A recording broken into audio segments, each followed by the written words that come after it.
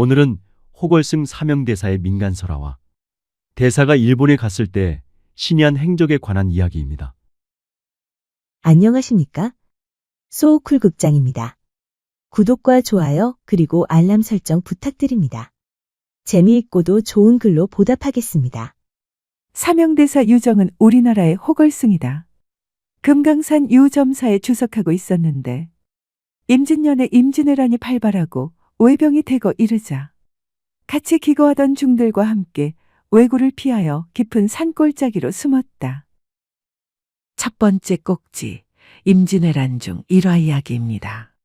어떤 불승이 가서 보니 외병들이 유점사에 들어가 그곳에 거처하던 불승 수십 명을 결박하고는 금은 보화를 찾았는데 승려들이 내놓지 않자 죽이려고 하였다. 사명대사가 이 말을 듣고 유점사에 가서 그들을 구하려고 하자 중들이 모두 만류하며 말했다. 스님께서 같이 기거하던 스님들을 죽음에서 구하고자 하시니 그 자비로움이 더할 수 없습니다. 그러나 호랑이 입을 더듬어 그 수염을 잡아당기는 격이니 무익한 일로 다만 화를 부를 뿐입니다. 유정은 이 말을 듣지 않고 남병들 가운데로 들어갔는데 그 행동이 아무런 거리낌이 없는지라 외병들이 심상하게 여겼다. 일주문에 이르니 외병들 여러 명이 있었다. 유정은 칼과 창을 손질하는 병사들 앞을 절하거나 읍하지도 않고 돌아보지도 않으며 걸음을 멈추지도 않은 채 지팡이를 끌고 손을 휘저으며 들어갔다. 외병들은 빤히 쳐다만 볼 뿐 들어가는 것을 막지 않았다. 산영로를 지나 법당 아래에 이르니 중들이 모두 결박당한 채 양편 행랑 아래 있었다. 유정은 자신을 보고 우는 중들을 일부러 돌아보지 않았다. 한 외병이 법당 안에서 문서를 다루고 있었다. 유정이 곁에 가서 보았으나 그 외병은 그를 막거나 꾸짖지 않았다. 그 문서는 보아도 글자를 알아볼 수가 없었는데 외놈들 글자 사이에 예서가 간간히 섞여 있었다. 곧장 법당에 오르니 여러 외장이 의자에 나란히 앉아 있었다. 한 장수가 글을 써서 물었다. 너는 문자를 아느냐? 유정이 글을 써서 보여주었다. 대략은 안다. 너희 나라에서는 칠조를 존귀하게 여기느냐? 육조가 있지 어찌 칠조가 있겠느냐. 어디 들어보자. 유정이 육조의 법명을 쭉 써서 보여주자 그 외장이 크게 기이하게 여기더니 엉뚱한 소리를 했다. 이 절에 있는 금은 보화를 모두 내어놓아라. 그렇지 않으면 마땅히 너를 죽이리라. 유정이 글을 써서 대답하였다. 우리나라는 금과 은을 보배로 여기지 않는다. 단지 쌀과 배만을 사용하기 때문에 금은 보화는 온 나라를 통틀어도 드물다. 하물며 산에 사는 불승은 일반 백성들과 다르다. 중들은 단지 부처님께 공양을 올려드리고 채식하며 초이를 입을 뿐이다. 혹은 곡기를 끊고 솔잎을 먹으며 혹은 민가에 걸식하여 삶을 영위하는데 어찌 금은 보화를 쌓아 둘 리가 있겠는가? 또 장군을 보니 불가의 육조가 있음을 알고 있는데 불법은 자비를 베풀고 살생하지 않는 것을 으뜸으로 삼는다. 지금 보니 죄 없는 어리석은 중들을 행랑 아래 결박하여 놓고 진귀한 보화를 내어놓으라 하는데 저 중들은 지팡이 하나로 온 산을 다니면서 민가에서 밥을 구걸하여 조석으로 공양받는 사람들이다. 비록 몸을 가르고 뼈를 가루낸다 한들 어찌 보물이 나올 수 있겠느냐? 저들은 모두 불법을 닦는 승려들이니 원하건대 장군은 그들을 살려 죽어라. 외장들이 유정의 글을 돌려보고는 얼굴빛이 변하여 부하에게 무어라고 말하자 부하들이 당 아래로 내려가 양편 행랑에 묶여있는 20여 명의 승려를 풀어주었다. 유정이 손을 휘저으며 지팡이를 끌고 절 밖으로 나가자 외장이 커다란 판자에 글씨를 크게 써서 일주문 앞에 내걸었다. 이전에는 돌을 깨우친 고승이 있으니 군사들은 다시는 들어오지 말라. 그리고 즉시 병사를 해산하여 물러갔으며 이로부터 외병이 다시는 유점사에 들어오지 않았다. 나라가 감당할 수 없을 정도로 혼란에 빠지자 사명대사는 산사에 모인 승려들에게 말했다. 불승이 칼을 잡는 것이 과연 옳은가? 이렇게 묻는 스님들이 있을 것이오. 승려들 사이에 잠시 침묵이 흘렀다. 그러자 대사가 이어서 말했다. 그러나 조선의 백성이 죽어가는데 우리가 어찌 산속에만 숨어 있겠소? 그 말을 듣고 승려들이 하나둘 일어섰고 그날 모인 승려들이 조선의 승병이 된다. 조정에서는 사명대사를 승군의 장수로 임명하여 팔도의 승군을 통솔하도록 하였다. 임진왜란 중 유정은 불자인 외장 가토 기요마사의 진영을 직접 찾아가 여러 차례 회담했다. 한 번은 가토 기요마사가 물었다. 조선에서는 어떤 보물을 가장 귀히 여기요? 유정이 대답하였다. 우리나라에는 보물이 없고 일본에 큰 보물이 있지요. 가토가 어리둥절해하자 사명대사가 일갈했다. 나라에서 그대의 머리를 가져오는 사람에게 황금 천근과 만호 고을의 원님 자리를 준다고 하니 이만한 보배가 어디 있겠소? 가토가 억지로 웃음을 지어 보였으나 마음속으로는 무척 두려워하였다. 두 번째 꼭지. 일본에서의 설화. 온갖 시험을 이겨낸 신이한 승려 유정. 1604년 선조의 국서를 받들고 일본에 건너간 사명대사는 교토 후시미성에서 도쿠가와 이에야스를 만나 강화를 맺고 포로로 끌려간 조선인 3,500여 명을 이끌고 이듬해 귀국한다.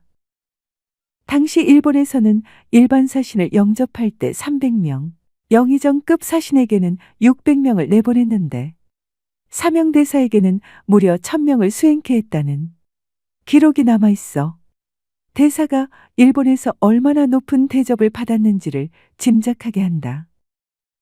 사명대사는 교토의 고쇼지에 머물며 붓글씨를 남겼는데 이 유목이 400여 년이 지난 지금도 일본에 소중히 보관되어 있어 적국의 승려가 남긴 글씨를 귀하게 여길 만큼 일본인들에게도 깊은 인상을 남겼음을 보여준다.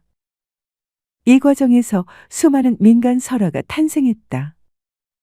첫 번째는 일본 왕의 병풍시험 설화이다. 사명대사가 일본에 도착했을 때 일본인들은 그의 길을 꺾기 위해 여러 가지 시험을 했다. 그중 가장 유명한 것이 병풍의 글자 외우기이다. 일본 측은 사명대사가 머무는 방의 복도에 수만 개의 글자가 적힌 병풍 수십 개를 세워두었다. 대사가 그 복도를 지나가자마자 병풍을 치워버린 뒤 방금 본 글자들을 외워보라고 요구했다. 대사는 병풍 속 글을 처음부터 마지막까지 밤새도록 잘잘 읊었을 뿐 아니라 오자가 하나 난 것까지 완벽히 짚어내어 일본인들을 꿀먹은 벙어리가 되게 만들었다. 줄줄 외우다가 딱 한 폭만 말하지 못했는데 일본인들이 비웃으려 하자 대사는 태연하게 웃으며 대답했다. 병풍의 그 부분은 바람에 접혀서 보이지 않았소이다. 일본 사람들이 확인해 보니 실제로 그 글자가 적힌 부분만 접혀 있었다. 일본인들은 그의 천재적인 기억력에 경악했다고 한다.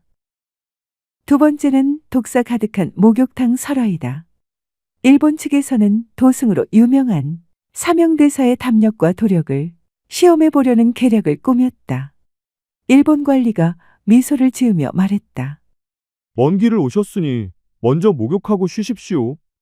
그리고 사명대사를 목욕탕으로 안내했다. 하지만 그 목욕탕 안에는 독사가 바닥에 가득 우글거리고 있었다. 누구라도 놀라 도망칠 상황이었지만 사명대사는 전혀 놀라는 기색이 없었다. 대사가 자신의 염주를 목욕탕 안으로 던지자 염주가 무언가에 부딪혀 탕소리가 났는데 독사들에게는 닿지 않았다. 제 아무리 독사라도 뜨거운 목욕탕에서 무사할 리 없으므로 욕탕의 밑바닥에 두꺼운 유리판을 덮고 그 밑으로 독사들을 풀었던 것이다. 그러자 사명대사는 아무 일도 없는 듯 태연하게 목욕을 마쳤다고 한다. 이를 지켜본 일본 사람들은 매우 놀라며 말했다. 과연 조선의 큰 스님답다. 그 이후 일본 사람들 사이에서 사명대사의 담력이 크게 알려졌다고 한다. 세 번째는 뜨겁게 달군 방에서 대사 태워 죽이기 설화이다. 일본인들이 사명대사를 시험하기 위해 뜨겁게 달군 방에 가두었는데 겉으로는 대사를 극진히 대접하는 척하며 실제로는 구리로 만든 방에 머물게 한 다음 방 아래에는 숯불을 엄청나게 지펴 방 전체를 쩔쩔 끓게 달구었다. 대사가 그 간교한 계교를 알아차리고는 방 안벽면에 얼음 빙자와 겨울 동자를 써서 천장과 벽에 붙였다. 그러자 화기가 물러가고 방 안이 오히려 차가워져 수염에 얼음이 맺혔다. 사명당이 뛰쳐나오길 기다리던 일본인들은 기다리다 지쳐 잠이 들었고 다 죽었을 것으로 생각하고는 다음 날 아침 문을 열어본 일본인들은 기겁했다. 사명대사가 가부좌를 틀고 앉아 있는데 수염에는 고드름이 맺혀 있고 방 안은 얼음판이 되어 있었기 때문이다. 네 번째는 쇠로 만든 말인 철마설화이다.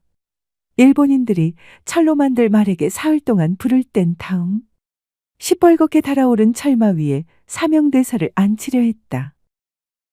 화가 난 사명당이 말을 타고는 8만 대장경을 외웠다. 그러자 갑자기 일본 전역에 태풍이 불어 대홍수가 났다. 도쿠가와 이에야스가 손이 발휘되도록 빌자 사명대사가 8만 대장경 외우기를 그쳤고 그러자 태풍이 그쳤다. 뒷말 사명의 수레에 의하면 일본 백성이 고생할 것을 생각해서 그렇게 하기가 싫었지만 한 번은 본때를 보여줄 필요가 있어서 그렇게 했다고 말했다. 회담이 끝난 후 돌아오려는데 도쿠가와 이에야스가 고맙다고 설면자 2만 근을 그에게 주었다. 유정은 사양했으나 받아들여지지 않자 그것을 대마도주에게 모두 주고 귀국했다. 세 번째 꼭지. 귀국 후 일화입니다. 당시 조정 일부에서는 승려가 외교적 전면에 나선 것에 관해 은근히 시기하는 목소리가 있었다. 선조 역시 한편으로는 그의 공로를 치하하면서도 다른 한편으로는 그 영향력을 경계하는 눈치였다. 그대가 일본 국왕의 항복 문서를 받아오지 못했으니 아쉽구나. 사명대사는 서슴없이 대답했다. 소승이 비록 항복 문서는 받아오지 못했으나 일본인들의 간담을 서늘하게 하고 우리 백성 수천 명을 구해왔습니다. 만약 제 공이 부족하다고 여기신다면 지금 당장 제 목을 치셔도 좋습니다. 권력의 눈치를 보지 않고 오직 백성과 나라만을 생각했던 대사의 강직한 성품을 보여주는 대목인데 선조는 그의 기계에 놀려 더 이상 책잡지 못하고 극진히 대접했다고 한다. 돌아온 다음 사명대사는 정의품 가의의 직위와 임금이 타던 말 엄화 등을 하사받았다. 그때는 스승인 청어 휴정대사가 입적한 이듬해였다. 사명대사는 묘양산에 들어가서 스승의 영탑에 애를 표하고는 치악산으로 들어갔다가 가야산 해인사 홍제암에 머물다가 입적했다. 후에 밀양의 표충사, 묘양산의 수충사에 배양되었으며 해인사의 홍제존자비가 있다. 승려의 몸으로 국가의 위기에 몸소 뛰쳐나와 의승을 이끌고 전공을 세웠으며 전후의 대일 강화 외교 등 눈부신 활약은 후세 국민이 민족의식을 발현하는 데 크게 이바지하였다. 소우쿨 극장입니다. 들어주셔서 고맙습니다. 매주 토요일은 감동적인 사연이나 간절한 기도가 만든 영험 등을 찾아서 올리겠습니다. 구독과 좋아요 그리고 알람 설정 부탁드립니다. 다음에 만날 때까지 건강하시기를 기원합니다.